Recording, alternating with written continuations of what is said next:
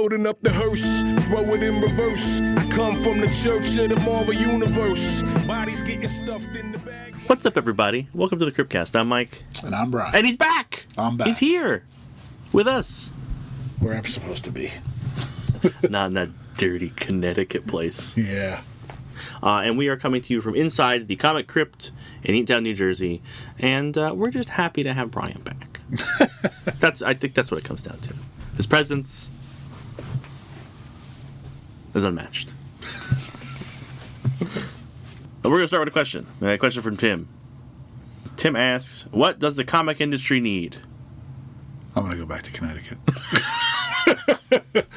The comic industry needs lots of shit. There's so much wrong with it internally.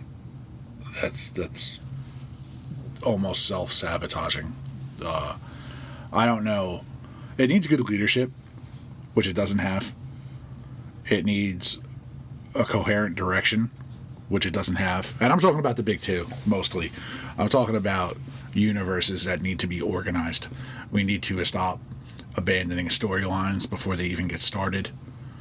The gimmicks have to stop.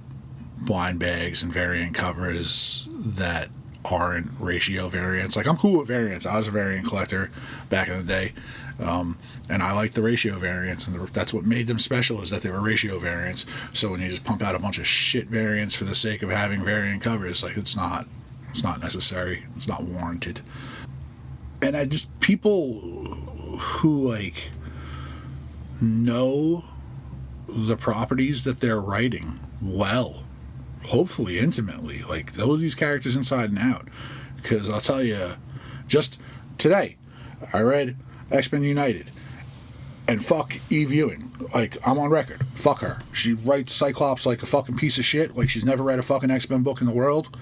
I'll never read anything she writes. I give a fuck. Like, X-Men United is done in my book. That's a garbage fucking book. Like, just fucking stupid gimmicks. And, like, angry, disgruntled old men have validation in their don't take characters that are 30 and 80 years old and make them gay. Just make gay characters. Because you are taking that from people. You are taking that away from people who think they know these characters so well and intimately because they've been reading them for so long, and then all of a sudden they change and now it's not their character anymore. Like, there's a lot of stuff that's wrong with the industry. A lot. And it's why Marvel seems like they're constantly throwing shit at the wall and nothing sticks. Is they're inconsistent. They betray their characters. I think DC right now is trying to write their sales and have some consistency in their product.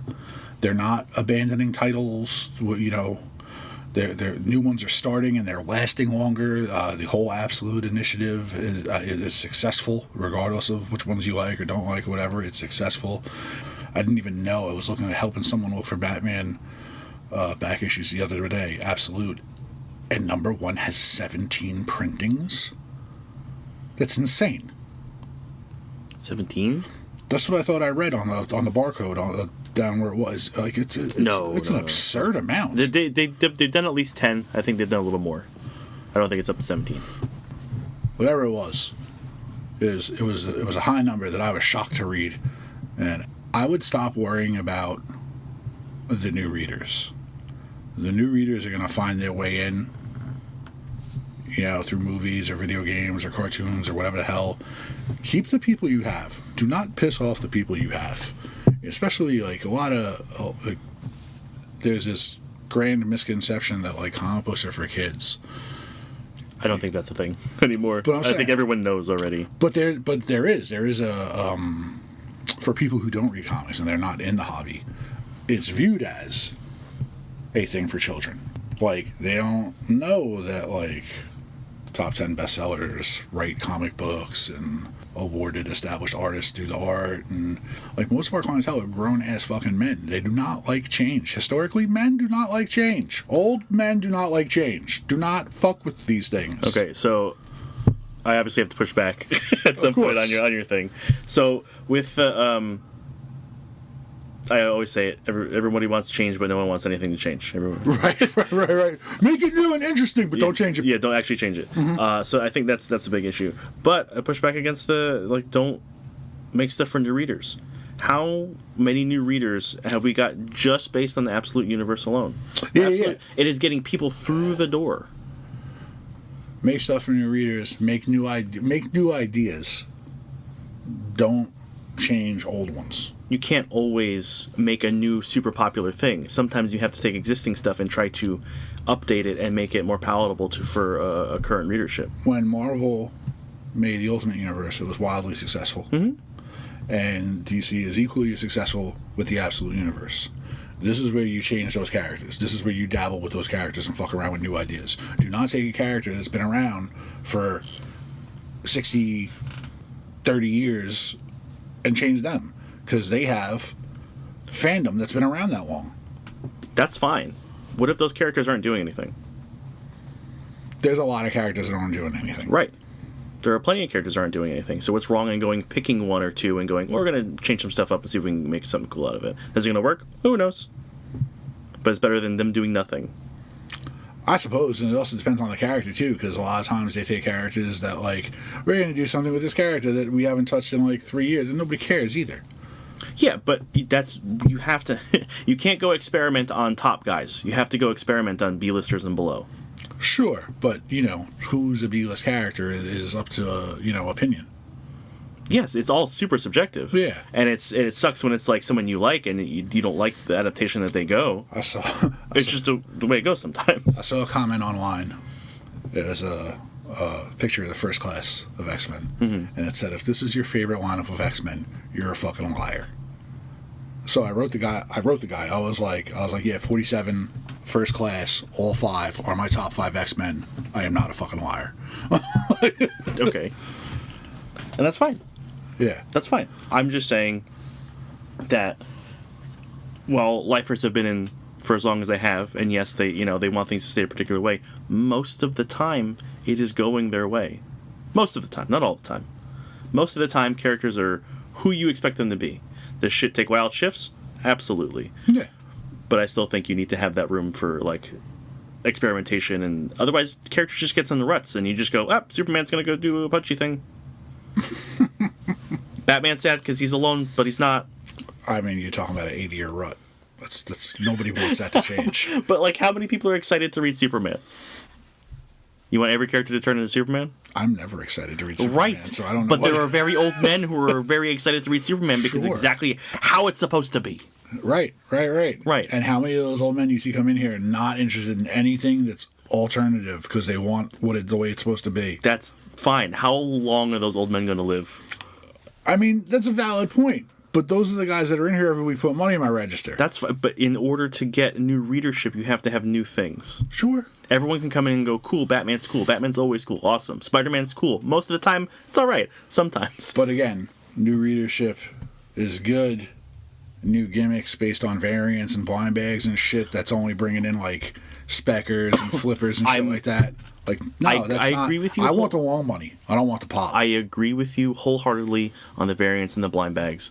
That's just bullshit. Mm-hmm. Unfortunately, the industry is going to keep doing it if people keep buying it. So that's a customer problem. That is people feeding into the machine and the machine going, "This is what you like." Blah, more. So it's people have to make that choice. Unfortunately, lots of people fall for the gimmick because it feels good, or everyone's addicted to gambling and stuff. Everyone's addicted to gambling.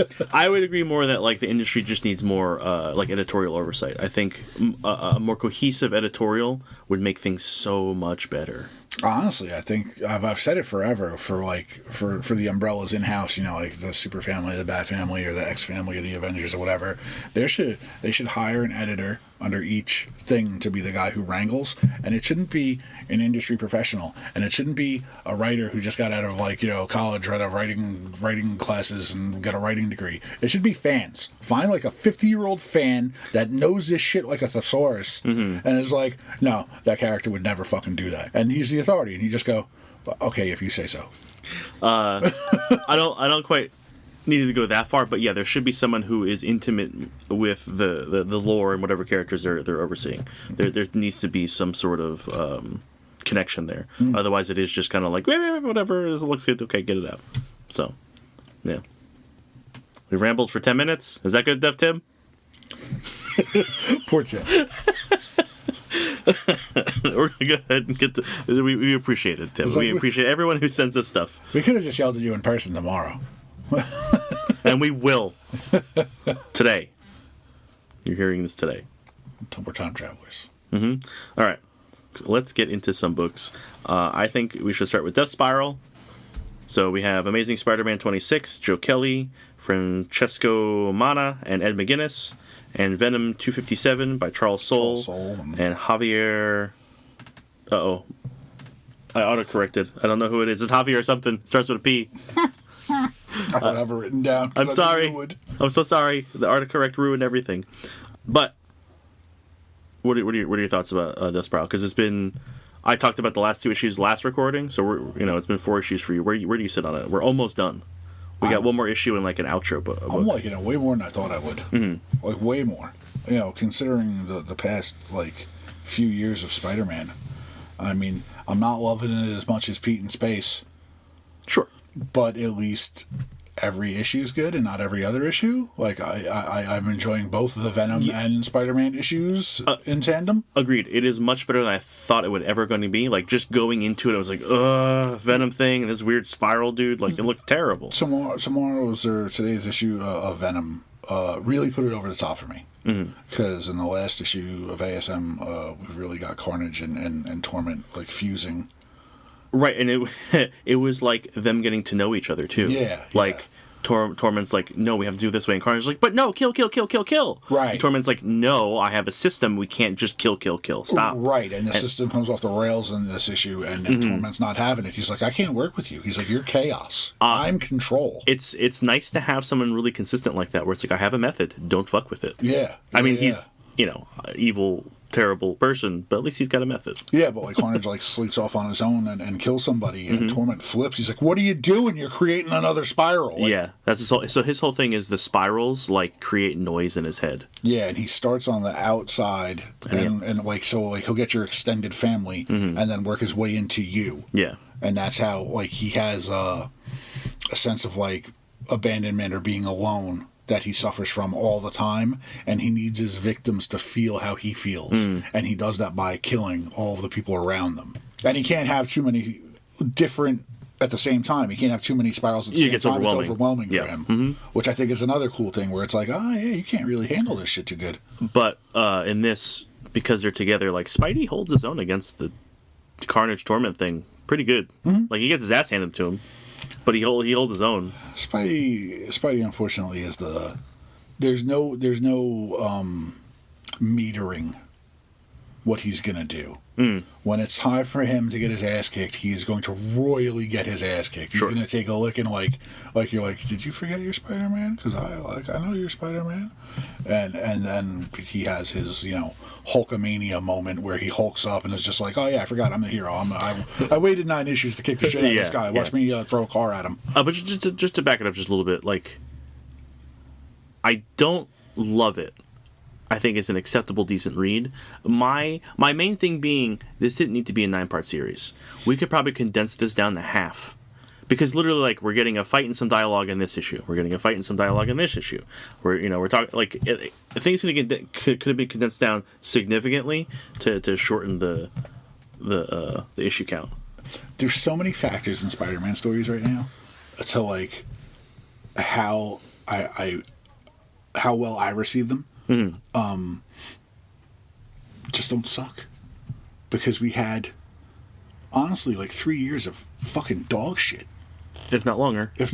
Yeah, like Sin Eater sucked, and I don't even remember the arc before that sucked. With fucking dead Norman Osborn or dead Harry Osborn. I don't remember what it was. It's so bad. I'm happy it's so far in the distance that I can't remember it. Kindred, that garbage. Yes. Garbage. Yeah.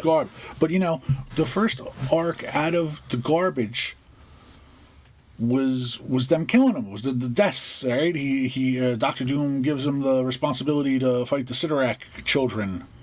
That was the end of the last run. Right. But like that was finally something good in comic book. He turned into a juggernaut. It's stupid, but it was over the top stupid. Yeah, it the worked. art was clean and colorful. It was Ed McGuinness, right? Everything was bubbly and superhero looking, you know. And it was just like, oh man, it was refreshing that it's just fun. This isn't fun. Well, this isn't supposed to be fun. No, it's lots of murder and lots of murder. Stuff. But I also dislike symbiotes. I strongly dislike symbiotes. When I was reading, I came in right after Venom was introduced. I was around for Carnage being introduced. Maximum Carnage was a breakup. It was like, all right, you're beating this to death. You're killing it. Like I didn't need more than one, and now I've got like 8 of them. You know, Toxin was just like, the horse is dead. Leave it alone. Yeah. I don't ever want to see new symbiotes ever. Like by the time we got to anti-Venom, no, thank you.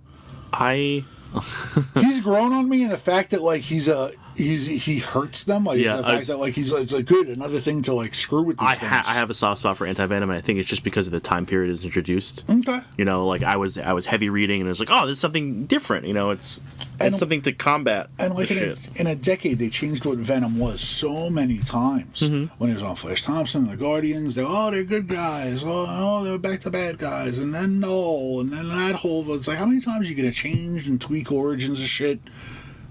Just put the symbiotes back on the people they belong on and leave them there. Stuck forever. Tethered for life. Venom's Eddie Brock. Carnage is Cletus Cass. And just leave it alone. Nope. Round table. Everyone gets a shot. Garbage. I hate it. So, Torment's going after Aunt May and Aunt Anna? Aunt Anna, yeah. MJ's aunt. MJ's aunt. And they're at the same like charity event. So they get there. Spidey busts in to save the day, and Torment is mad at Carnage for killing all those people opening the spirals, and he blasts Carnage off of him and almost kills him. In the meantime, he's like, I gotta go kill those old ladies, Spider-Man. I can't kill you yet, but I'm gonna fuck you up pretty bad. And he goes, stabs him up. And Pete's laying on the floor, almost dying. Like he's rough shape, bleeding out, and him and Carnage bond in order to. Pete didn't say yes. Carnage just kind of like. It just goes on. Yeah, it just goes on him. So now Pete's got the Carnage symbiote. Which, like, I don't know if that's ever happened before. That's a new one for me. It's a new one for me. Yeah. I can't remember. Like, I know the Carnage symbiote's been on really crazy shit. Like Silver Surfer. Now, I remember an old cover where he was on. He might not have been on Pete. Maybe it was Ben. I don't know. I would say it's new for me. But, like, Pete's going to be able to hold him back. It's like, come on. Well, that's the thing, too. Is like Carnage is like this weird, like, cult leader where he's always, like, in the ear of whoever he's on. Like, when he was talking to Eddie, he was kind of tormenting Eddie, like, you know, like, verbally. Like, I'm going to chat you up to annoy you and make you snap mentally. I don't, like, you're not going to out-talk Pete. No, you're not going to out-talk Pete, and Pete knows the game, so it's like, I think it's just literally like Pete uses him to defeat Torment. Yeah. Like, I would love to see Carnage run away from Pete because he can't take being made fun of and he can't take being used to do good things. The worst thing I could see happening is that, like, in the heat of the moment, Carnage gets, like, a little bit of, like, oomph, like, it drives that rage a little bit, and Pete accidentally kills Torment. Like, that's the worst that can happen, because then Pete will just be like, oh, no! Guilt forever! Yeah, but the only person that'll hold Pete responsible is Pete. It's Pete, yeah. That's the only thing I really see happening, and then they'll just get Carnage off of him in a jar. Captain America sit on the side of a building with him, pat him on the back, and be like, son, you did a good thing. All these people are safe now because of you. Although, and then Wolverine will have a talk with them down in the sewer and be like, bub, you did what I would have done. Yeah, yeah. Or, because Eddie's running to the place, maybe Eddie gets Carnage back again, which I don't want to see. No, I didn't want to see it, like, the first time. Because now Eddie can just, like, go be Eddie. Like, go be dad to Dylan. Oh, what a wonderful Just thing. go be a person just for a little while. Write him off. Write them both off. Just for a little, like, he can, something can happen, whatever, but just for a little while. They could write them off forever, and I wouldn't care. Just go away. Put the symbiote in a jar, give it to Reed. Sure. Like, lock this away somewhere? Yeah. Stick it back in that machine on the fucking moon? Yeah, I'm curious to see how it's going to end. And if there will be a symbiote shuffle. I don't think we're going to get Venom off of MJ anytime soon. Because that's like an internal problem they have to solve with the two of them dying if they're not in contact. Yeah, which I still don't even understand, like, how she was dying. The jackpot gauntlet. Oh, right. The There's like a chance that if you get triple skulls, you die. Yeah. And that was always a thing, and she got it. Which, like, is the gauntlet tech or magic? Tech. So, like, what did it do? Like, poison her? I don't know. It was just, I don't know how it works. Well, like Ask Paul. Oh, we can't. He's dead. I don't know. I'm just saying, there's got to be like a. I was like, hey, we know tech people, and we know magic people. Don't ask me anything about. I have no idea. Which we'd read in Strange. You think we'd be able to cure her? Yeah, I'm sure. I'm like, hey, we'll just spray him a little bit with this, and it'll be fine. Yeah. So yeah, I'm curious. So yeah, we have one more issue to round this out, and then I know there's there's like an Omega issue, and I think we're getting like almost like a Torment origin issue, or something along like focusing on him specifically. So we'll see. It would be cool if they revealed him to be someone like someone who's established. He did confuse a guy because he went to go kill one of Pete's cousins, and the guy's like, "Did he just say we were cousins?" Yeah. And Pete was like, "I gotta listen to him." And like, I've never seen that dude before. Does Pete have cousins? I thought Pete was like, "I've got Aunt May," and that's it. No, he's got a sister too somewhere. I don't count the sister and the parents. Why don't you count the sister and the parents? Because she's off doing spy shit, right? Sure. Yeah. I've never. She worked with S.H.I.E.L.D.? Who did she work for? I don't know. Yeah. Well, wasn't there some old throwback story that Richard and Mary worked for S.H.I.E.L.D.? I think so. Or something? I think they were doing that something. was old. Yeah. All right. But yeah, it'd be cool. It's cool to see where it goes. Get back to proper spiting. What would you have cut out? Like you say, it's too long. Tighten it up. Every issue's just been like sort of a fight and some dialogue. Sort of a fight and some dialogue. You can condense the dialogue down and shorten the amount of fights. Like you could literally have the whole thing. Okay. If you look at the pacing, it's very stretched. Like everything kind of really stretched out, and it's got these like Dragon Ball Z kind of like teasers. It's like, oh, next time. Well, I really like this issue. Like, I like it when they're going after normal people. I thought it was fun when they murdered Eddie's dad. I thought it's fun that they're going after the ants. Like, the part I would cut out is really a dialogue between Carnage and Torment and Carnage and anybody and Mary Jane and Pete. Like, but that's what I mean. Shorten them. I like the Carnage Torment dialogue because then you get the internal workings for both of them. I enjoyed that probably the most. Cut out all the extra shit. Yeah, all the talking and swinging through the city needed to have been like tightened up to maybe like 2 pages. Oh, think about how much dialogue you'd have to read if they walked.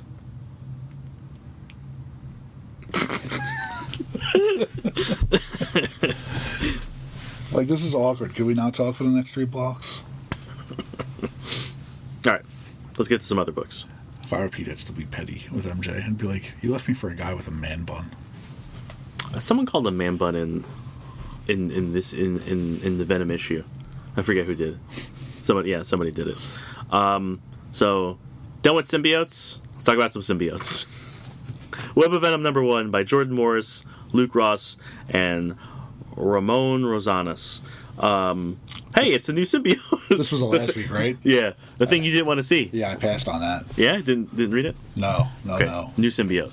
Once I realized it wasn't part of the Spiral story, I was like, nope. You might want to. Oh no. It's fun. He guesses on who the new symbiote is. Well, not the new symbiote. The new person. The new person, because it's a brand new symbiote. Oh, really? Yeah. Did Symbi get on a person? Brand new, like just introduced, first appearance. No. Invest. Invest? It's new, first appearance. So it's Boomerang. Oh, I hate that. It's Boomerang. Why? Here, I'll start with a quote from Boomerang. I'm a medium boy, and I should stick to medium boy crimes. I agree with that. So this is stemming out of Shocker being killed in Death Spiral. Okay. And he has this kind of like I'm done with superpower people, man. Like, I'm just gonna do like I'm gonna go rob a 7-Eleven, or I'm gonna go. He steals Pokemon packs to resell on the secondary market. Oh, that's brilliant. But he doesn't want to deal with super people. He's like, I'm done with magic. I'm done with tech. I'm done with all these. Like, I don't want it. Like, I just like let me do like medium grade crime, and I'll be happy.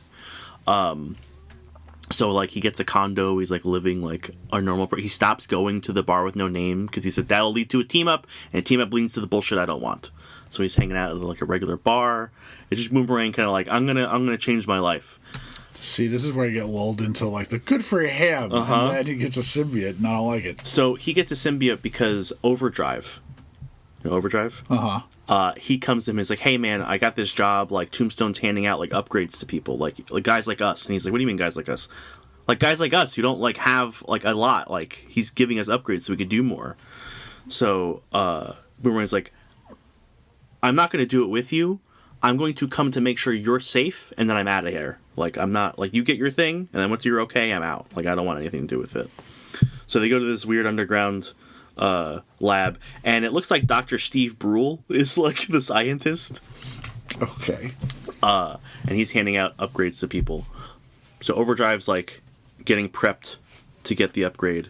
In the background, you just see, like a glass cookie jar with, like, a symbiote face in it. The lab gets raided. Boomerang falls over, and the glass breaks. Symbiote gets on him, and he wakes up at home. Oh boy. Yeah. So the symbiote's also new. It's a symbiote that's been on Earth since the 1800s. Oh, here's where I start to hate it. It was immediately scooped up into a jar, and it's just been in that jar for 200 years. No one's ever touched it. It shows it like falling through like people's collections and museums, whatever. It's just kind of like floating around. And eventually gets on him. like octopuses, like, you know, like get in a jar and like they take the lids and they put it on and they turn it, like, you know, it's like octopuses are more efficient than symbiotes. Symbiotes can't turn the inside of a jar. He couldn't get out. Yeah. I mean, it was a swing. It was, you know, a little lock top maybe. He should have been separated. They should have had to like shake him to reconstitute him. Well, it was literally like a Venom head just kind of like smiling in a jar. Oh, what color is he? Purple. Okay, purple. Yeah, I guess we haven't had a purple one before, huh? His name is Passenger. Because that's what he was named on the jar. That's a terrible name. Yeah. What? Yeah. He knows everything that's happened because he was still connected to the symbiote hive mind. That's a strong connection. Mm-hmm. I thought that was part of the thing, is that the further away from the home planet they were, the crazier and more violent they were. Everything is amorphous. Do what you want with the rules. Whatever. Okay. I'll buy it. So he's aware of Spider-Man and Carnage and Venom and all that shit. Like, he knows about the goings on. But he's a cool guy. He's not like a murderous whatever. He's just like, yeah, let's go. Like let's go do some stuff. And Boomer's like, no, I don't want to do any of that. It's like, how about this? You keep me on. We'll go save your friends. Like he's gonna bust out Overdrive and some other people. There's Armadillo and White Rabbit, someone else. Let's go bust them out, and then we can go our separate ways. And they bust them out. There's a fight, and he's like, you know what, we work well together. Let's we'll hang out, we'll chill out. We won't do anything. We'll only come out for big stuff. That's it. Just really like low key, kind of hero-y thing. This is to see Boomer hanging out on a couch watching TV with the symbiote next to him. It was so, like, low-key, just kind of like, I'm done with this shit.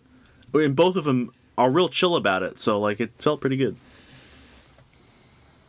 Yeah, I mean, it seems like I would like the Boomerang angle. I'm sorry, I know you like Boomerang, and, like, the whole vibe is pretty solid. I would try it. I know you said you don't want new symbiotes, and it's exactly what just happened. I don't want the old symbiotes. Well, I don't want any of them. We got a brand new one, and it's not a child or a spawn or anything to any of them. It's its own deal. I mean, I guess this could be where, where Toxin failed.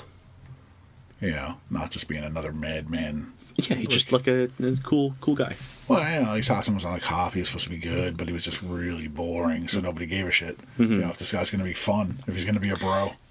But if the whole book is just the two of them, just kind of like this is crazy. Like, I'm cool with that. I don't know. Maybe I'd like it if they turned it around and made Boomer a hero.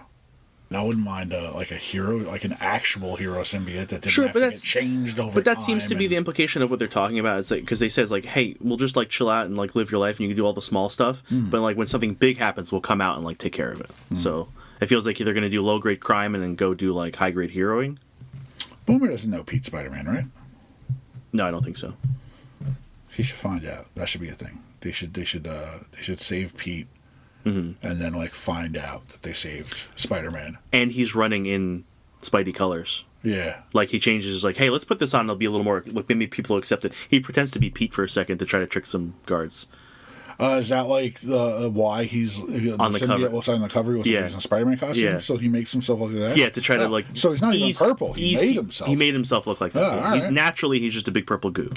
All right. But he tried to trick some guards like, hey, I'm your in the neighborhood Spider-Man, and it's like I don't think he says that. That sounds good. Yeah. I think it's worth checking out. Not something I thought would be as good as it was. Yeah, that's unfortunate. Yeah. Yeah.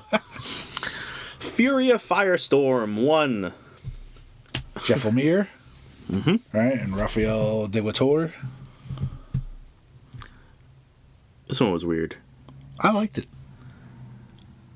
I have little to no like experience with Firestorm, so I get the angle. Firestorm's a two-person deal. There's a mind and a body. Yeah.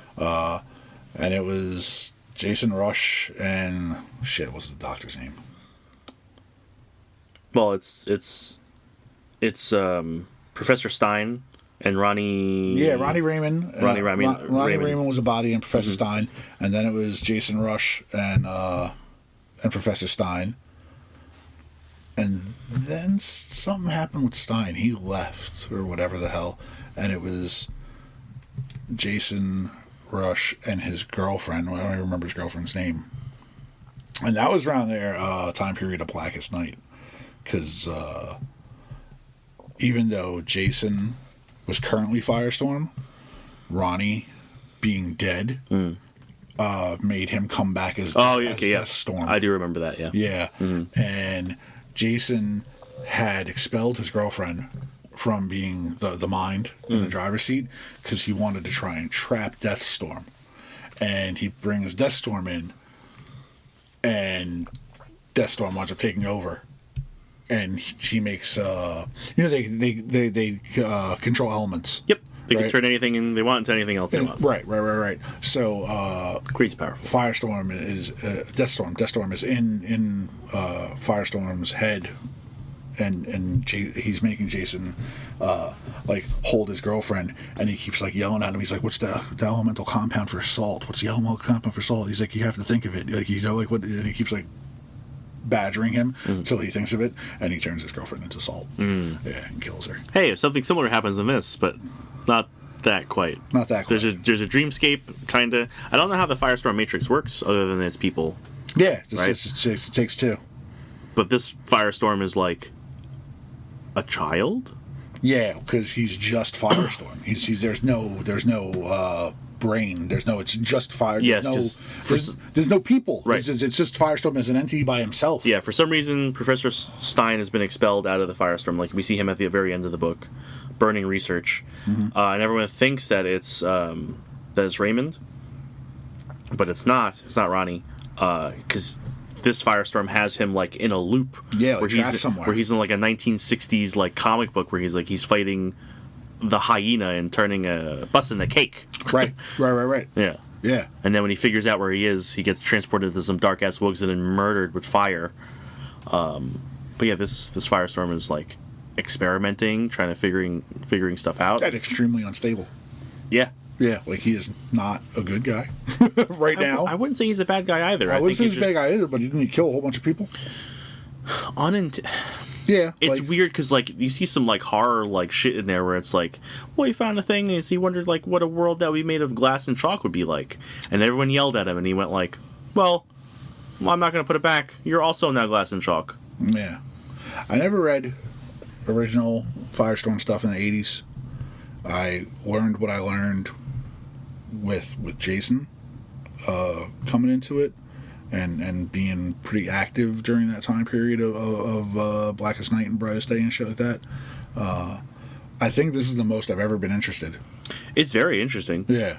I say like Haru because at one point he's like, and then he accepted what blah blah blah, and then like you can see him fusing two humans together into like a single thing, and it's like body horror, like thing shit. It's a whole different vibe that this character has not had before. And the government gets his ex-girlfriend, Yeah, Ronnie's ex-girlfriend to go try and like talk to him, and it's like she's like, this isn't him, it's not him, right? And Firehawk. Yeah, Firehawk. And then a couple more people die, and she runs away. Yeah, that's a See, I mean, I will continue to read it. Now. It's a lot of heroes with stupid names. Like I don't like Firehawk and Firestorm and Fire this and Fire that. Yeah, and it's just like, all right, these are dumb names, but like, go back to when they were created. You're like, ah. yeah. So yeah, I'm generally interested. I would like to see what's up. Firestorm's such a weird character. He's one of those, like, we have a smart, responsible person in the driver's seat, but we have a brash young teenager like driving. No matter whether it's Jason or Ronnie, like they're both kind of like the same key. You know, they're young, sporty jock kind of guys. You know, so like this is uncharted territory. I think part of Ronnie and Jason being good kids limited Firestorm and what he could do, because like this is like, again, what he can do power wise is crazy. He can do like anything. Yeah, apart from because it's like, he like can like throw fire and like fly, and it's like, yeah, like if you're looking at the page, that's what he does. But like you read the story, and this guy is fucking capable of crazy shit. You know, and I don't think they like nearly explored it enough. No. Yeah. No, I mean, but the government in the book was like, he's like a level 10 meta, like we have to right, and he is like a level, like, he's, probably like an off the chart meta. He's like above 10. Yep. There's so many characters like that in the DC universe. It was like, this guy's so goddamn powerful, and we just don't know what to do with him. Yeah, Captain Atom, shit like that. Because like when you have the all powerful thing, it's like, how do we make this good? It's funny too, because like I feel like Marvel could take these characters and make them interesting and write stories where it's like, okay, we're gonna have like a balance to this where he's going to be crazy powerful, but there's going to be limitations. But then like you look at what Marvel does with like a lot of the characters they create, like a lot of modern characters, and it's like, he's like a god, and he's like a god, and he's like a god, and he's like a god. It's like, you have a lot of gods, and it's like, that's why we shelf him and you don't see him for 10 years. And it's like, yeah, you should never have made the Sentry. You shouldn't have made the Sentry, just like you shouldn't have made Hyperion back in the day. After you made Hyperion, why did you make the Sentry? Why did you make Blue Marvel? Stop it. Stop making Supermen. Stop making Supermen. I would say Sentry is more interesting than Hyperion and Blue Marvel. Sure, we gave him mental problems. Right. That's why it's interesting. Blue Marvel, unnecessary just because like another super genius who is also Superman. So yeah, unnecessary. Yeah, Reed Richards made Superman. Blue Marvel. Right. It's just like, all right, but what is he gonna do? Yeah. You have 14 smartest guys in the world. You can't. There's a lot of them. Yeah. Yeah, little girls were building Iron Man armor in their garage. How do these worlds have any problems? Don't think about it too much. Yeah. Everyone's very selfish. Anything else to say about that? No, just that I really enjoyed it. Okay. Next up is probably my favorite read from last week. Neighborhood Watch, #1, by Sarah Gailey and Haining. I like this one a lot. Last week came to the table with a bunch of #1s, and I think Neighborhood Watch was the strongest. Yeah. Yep. Like I said, I think this might be my favorite read of the week. Yeah. Like even on top of like regular hero stuff, I think I enjoyed it the most. Yeah, and it was a murder mystery in like a gated community. Yeah, there's dueling communities. The book was set up cool because each page, so you have your left page, your right page, every time the left page is dealing with a gated like HOA, like kind of community, like super upscale, and then the right page is dealing with like a hippie commune collective. Like, and they're all super focused on like gardening and sustainability. Yeah, and stuff. Building resources and stuff. Yeah. It was amazingly structured, and for like like a plot of a book, there was a lot of casual detail. Yep. In the methods they were doing to support their community. It was just like, wow, this is interesting apart from comic books. But it's crazy because they told two stories running at the same time, building towards a meet, right? But they got the same amount of detail in both, which is hard to do and not make it boring, right? You got to know the communities, you got to know some characters, you got to know the two main people fairly well as far as like what their personalities are like. I just think it was so well executed. I like the meetup reveal with the body in the room and the two members of each community. It's like, what did you have to say? But what did you do? Yeah. You did this. Yeah. You know, like, right. Usually it's one person like just getting blamed instead of two people stumbling upon it at the same time. Well, the twist is there's secret tunnels that run between the communities. I don't know if they're access tunnels or subway tunnels, what the fuck they are. It doesn't matter. Well, a little bit of both, right? Because it was access tunnels, and they wound up in a subway at one point, so they must connect somehow. Yeah, somehow they're connected between the two communities. And one of the person who's murdered was living a double life. She was part of both communities. Mm-hmm. She has a daughter in the hippie commune, and she's in a relationship with the main character from the HOA. Right. So, like, a lot of cool stuff. A lot of seeds thrown out there, a lot of interesting stuff. Really liked it. Yep. Really, really liked it. Agreed. You also had, what is it, Estuary? Estuary A Ghost Story, yeah. David D.B. Andre and Tim Daniel. I'm so on this one. I wasn't wowed. There's some cool ideas there, but I was confused on like what was actually happening. I wasn't wowed either, but there was like a charm to the main character and the guy on the boat. Mm-hmm. You know, like, because it starts off like she's investigating at a church.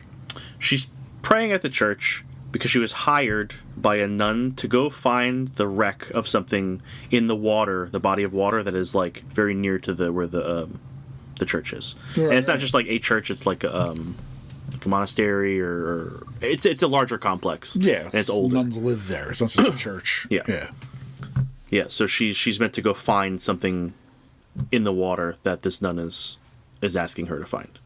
Because she's a marine archaeologist. Yeah. I like the flirting between her and the boat guy. Best it was part. very real. Best part. You know? 100%. It's like, I don't date my clients, and it's like, well, I guess I'm gonna make Have you to hurry up and find this ex-client real quick. Yeah, it's cute. Yeah, it was nice. But like once they started introducing the supernatural stuff, it kind of lost me.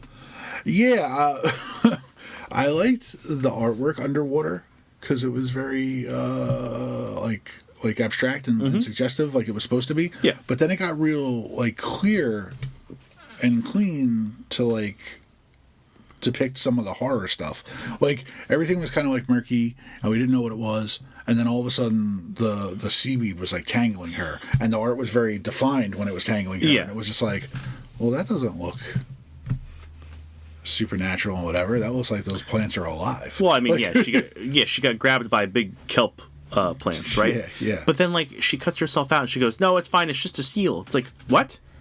Yeah. You didn't see a silhouette of a person previous to that. The seal didn't have shit to do grabbing you. Like, you cut yourself. Like, what? The seal thing. I read that thing like 3 or 4 times. I'm like, what does the seal have to do with it? Did I miss something? Is it like, is there?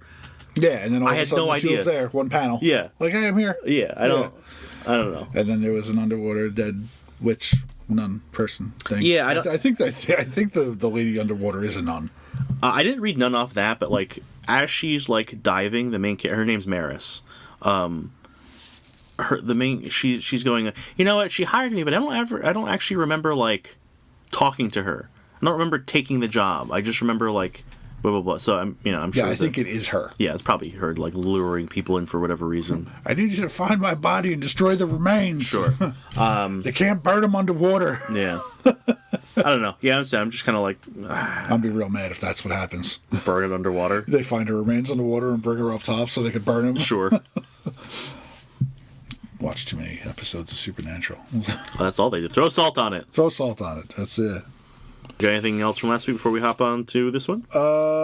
Mad Cave Pretty Hate Machine by Rhino Nan and Tim Seeley.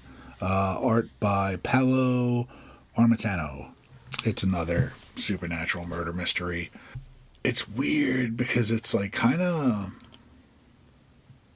anime-ish, not in art style, but in like the monster has like big scissor hands and has like one big giant eye and almost has like a smile like he's from Attack on Titan. Okay.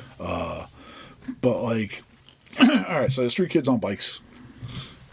They're riding their bikes into the woods, and they come across 3 dismembered bodies hanging from trees, which they immediately, because they're I guess they're like whatever school they go to, they wear uniforms. Like prep kids? Yeah, like prep kids, they all wear ties, and they identified themselves by their ties.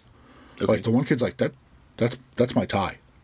And like looks down, and they all look down and go, oh shit, that's us. And they're like, well, someone was playing like a real stupid joke or whatever. And one kid kind of gets freaked out and like starts backing up and running away, and he trips over the remainder of the body parts, because like the bodies that are in the tree have no heads, no arms, no legs. It's just torsos. And like I said, they figured it out by ties. So at that point, they could see their severed heads on the ground, and they got the fuck out of there. But the scissor hands guy is like asking for one of their friends by name. There's a mysterious figure in a car watching the kids ride off or whatever. But the kid that they go to... Neighborhood child molester. Right, neighborhood child molester. So the guy that the heads were asking for is at the funeral of his father. Cheery book. Right? So he's not having a good time. The kids show up and tell him exactly what went on. Oh, thank God, I gotta get out of here. Yeah, so he is like, I have to get out of here. I have to go see what the hell this shit's talking about, and they take him back there, and everything's gone. And, they seem a little younger than him, and they're like, we swear, like, and he's like, yeah, that's fine. And he sends them off. He's like, go away. He's like, I just need some time by myself. And they just figure, like, he's upset because of his dad and whatever. And then Scissorhands guy comes out from behind a tree and is just talking to him like they're best friends. Like, it's really weird. I forget what the hell he actually wants from him. But the kid gets freaked, and he's just like, yeah, okay, like, I'm going to get out of here. And then the weird, creepy guy's still there. And the guy says, he's like, oh, you look upset, son. Like, you got to, you want to... And he's like, and he immediately calls him like a child molester or a pervert or whatever. And he's like, oh. And he's like, yeah, it's detective. Good instincts. And the guy pulls out a badge, and he's like, that's detective pervert to you. And he winds up giving the kid a ride home. And he's like, yeah, I didn't hurt everybody die, shit, whatever. And he's like, what were you doing out there? And he's like, you wouldn't believe me, blah, blah, blah. And they get into it a little bit. And then Scissorhands guy's in the backseat of the car. And he's like, you sold him. And he just starts stabbing the cop from behind. But, like, the cop, like, when the issue ends, the cop's not dead. He's still talking. So, like, Scissorhands and the kid are now, like, talking like this cop is in on it. And you still don't even know what's going on. You're like, all right, I still don't know what... Sounds very confusing. Yeah. So, like, I mean, it's a murder mystery, so it's like they're not going to give you everything It's a mystery. Yeah, it's a mystery, but it's like, it's very jarring to not have something to, like, okay, this is what's going on by the end of the first issue. What's the thread? Yeah, so it's like I still don't know Knife Guy's motivation. I still don't know, because, like, I kind of think that it's a version of the kid. They look very similar. Mm-hmm. He just looks like a horror, like, anime monster version of the kid. Kid kill his dad? Maybe. Mm. Yeah. Okay. I mean, I tell you what, by being vague enough, they got me. I'm gonna cool. Yeah. I mean, it's a couple issues. It's a good way to get you in as long as the art's good and the dialogue isn't terrible. Mm. All right, cool. This week I don't have a ton. This week is all number 2s. Yeah, it wasn't a lot of number 1s. Like, almost across the board number 2s. Yeah, I only read one NBC. number 1. Yeah, only one number 1 this week. And that's The Hab. Yeah, by Joshua Dysart or Dysart, I don't know. David Latham, Jacob Phillips, and Bill Sienkiewicz, because it was a whole story, and then there were 2 smaller stories at the back where it's like, why are we doing this? I liked it though. This falls in the same category as Estuary A Ghost, where it's like, there's stuff going on here. I don't know if I actually like it though. I like it because it seems more straightforward. Definitely more straightforward as far as, like, you clock what's going on pretty quick. Right. The people are basically on an arc. So the world's over. Right. Like, nukes have been dropped. surface uninhabitable, and you have like a Jeff Bezos, super wealthy person, has created the Hab, which is just an underground like habitat, which is just a really complicated bunker for him, his family, and the people needed to staff the bunker. Yeah. When I say bunker, I mean it's like 7 levels, and it's got state-of-the-art technology, but it's hooked up to an underground water source that is been untouched for, I don't know, millions or thousands of years or whatever it said, but it's, the water's clean because it's filtered, and they very, how did they put it? They, benevolently. there you go, kept it secret, so, they didn't monetize it. Right. So good for them. But the world's over, and then this dude and his family go down there. But there's so much more like drama and intrigue because the guy's wife is sleeping with the head of security, and he's got his daughter there, and this woman is not his daughter's mother, so he's like married multiple times, and and the daughter was in like She's got a holodeck scenario where she sees a dead woman, but she's also on drugs. Yeah, she's a drug addict. She's supposed to be clean, but she's not. She's she's got to be early 20s or late teens. I forget. Yeah. Did the wife, when you find out about the love affair with the guy, with the security guy, did she steal his gun? I didn't clock it if she did. I thought she stole his gun. I don't know. I didn't. Because like when she's hugging him, it's very predominant, like in the line of view, like in the holster, and then like when she turns around, she's like clutching something like this, and I was like, oh man, did she steal his gun? That'd be cool, but I didn't come across. But soon people start seeing stuff. Like the daughter sees like an apparition of the woman she accidentally ran over in Dubai. Right. Guys who are trying to cut open a blast door to get to that water source start hearing stuff. Another guy like destroys a face with like a plasma torch. Who else? The doctor is seeing some guy. Main character and his mom are seeing hundreds of people like lined up, and they're all kind of saying the same thing, and they're all pushing for death.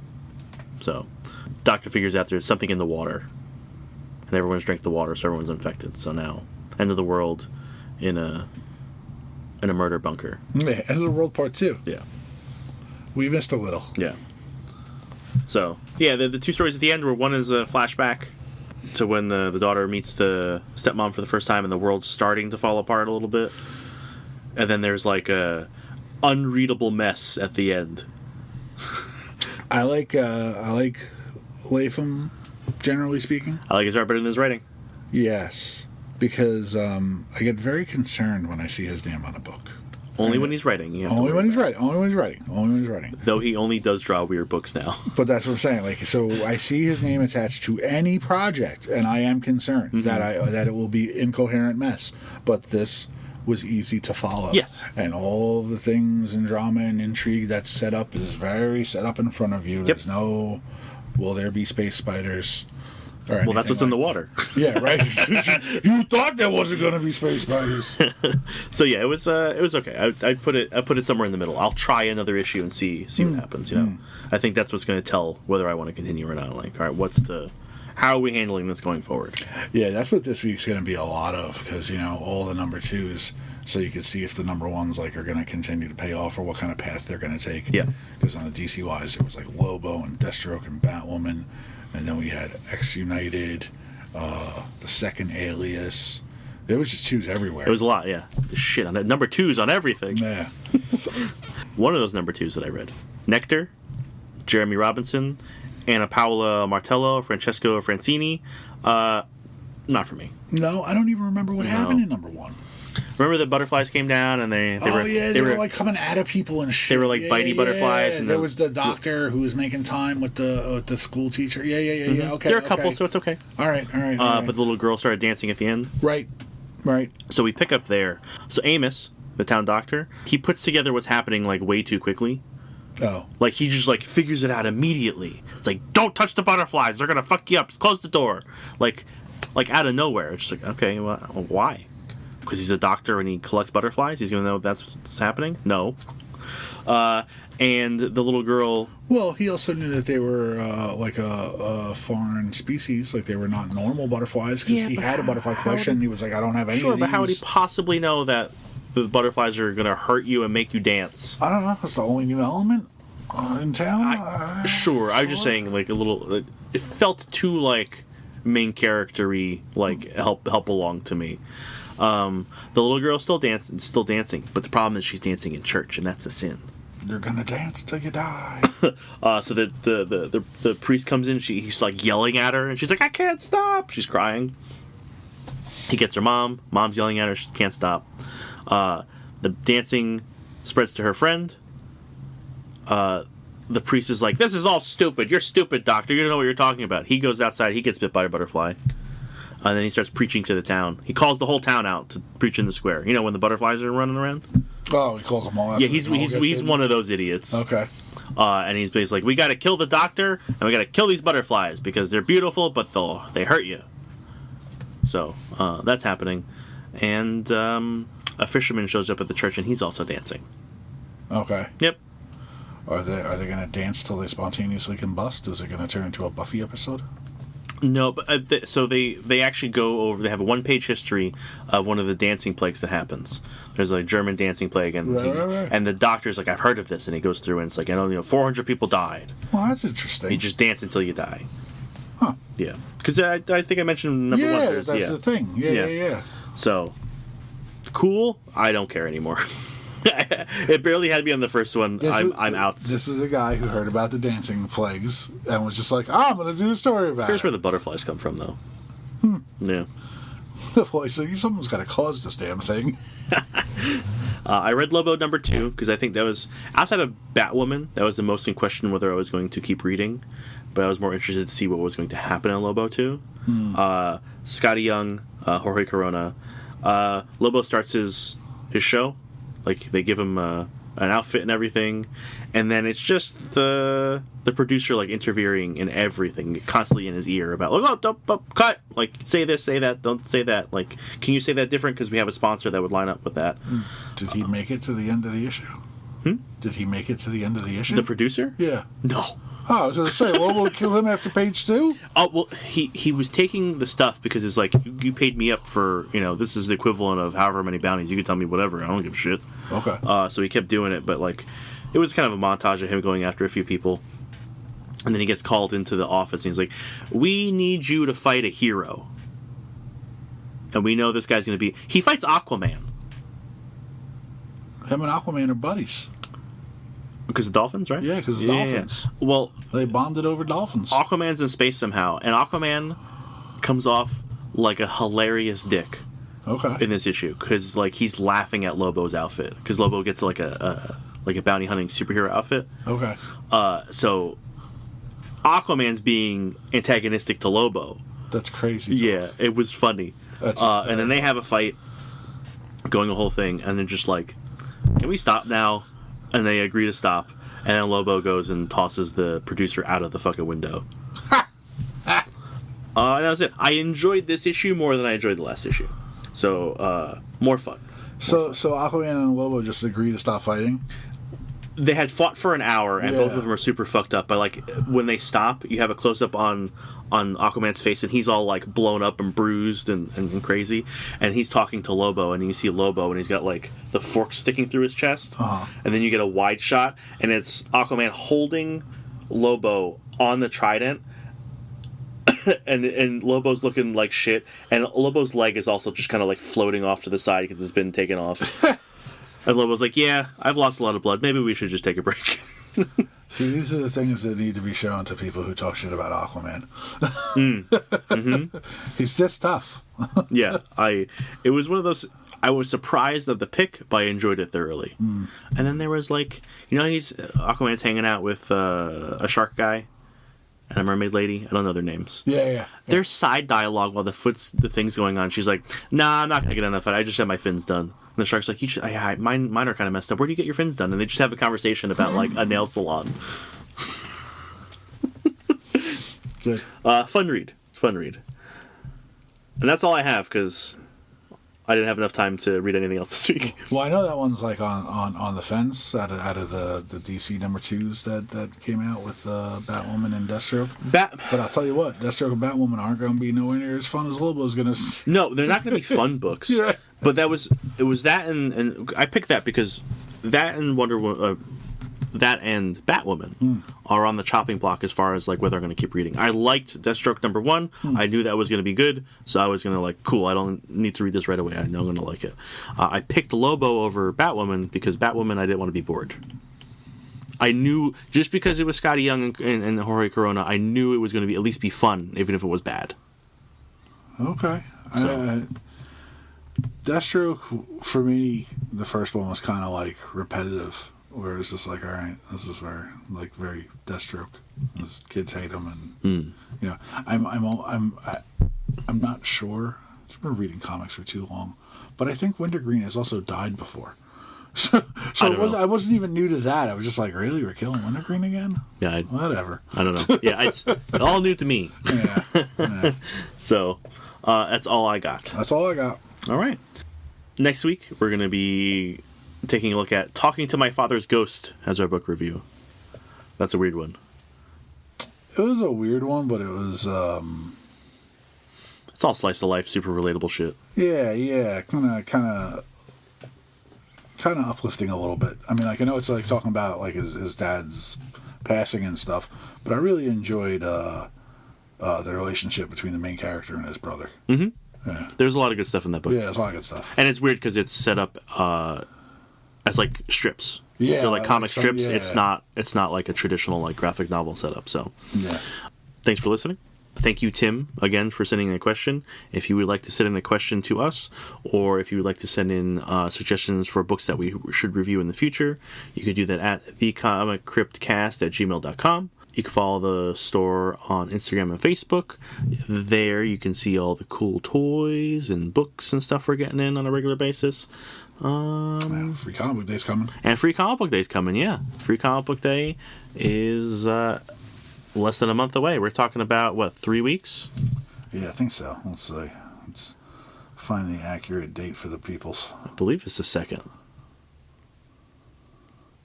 It is the 2nd. It's the first Saturday in May. Mm-hmm. Oh, also, this is our 99th episode. So next week, that review is going to be episode 100. Which is pretty cool. 100 episodes in. Pretty cool. Not counting the KO stuff. Congratulations. We did it. Yeah, I don't want to count KO. High five. High five. That's called Foley work. We didn't actually high five. I did. Myself. Go read your books.